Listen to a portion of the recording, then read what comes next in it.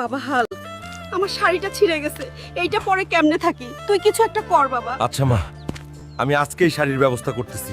মায়ের শাড়ি ছিঁড়ে গেছে, এই বাড়িতে বাজার সদাই নাই। আজ আমাকে কাজ করে টাকা জোগাড় করতেই হবে, অভাব দূর করতেই হবে। এই যে ইঞ্জিনিয়ার সাহেব, আমি কাজ করতে চাই, আমার খুব কাজের দরকার। হাল্ক, তোমার অনেক বড় শরীর, তোমার জন্য একটা কাজ আছে, কিন্তু অনেক রিস্ক আছে কাজে। করতে পারবে তো? যত রিস্কের কাজই হোক আমি করব। আমার পরিবারের অভাব আমাকে দূর করতেই হবে, আমি পারবো। কি কাজ আমাকে বলেন। আমাদের 10তলা বিল্ডিং এর ওপর অনেকগুলো লোহার দণ্ড তুলতে হবে, তাইলে আমরা তোমাকে 10,000 টাকা দিব। আমি রাজি, আমি করব, চলেন। বন্ধুরা, তোমরা লাইক সাবস্ক্রাইব করে আমার শক্তি বাড়িয়ে দাও, যাতে আমি ঠিকভাবে কাজ শেষ করতে পারি। এই নাও হাল্ক, তোমার পরিশ্রমের টাকা। যাই, এখন বাড়ির জন্য বাজার আর মায়ের জন্য শাড়ি কিনি। আমার মায়ের জন্য একটা ভালো চাইতে শাড়ি দেন, তাড়াতাড়ি যাই।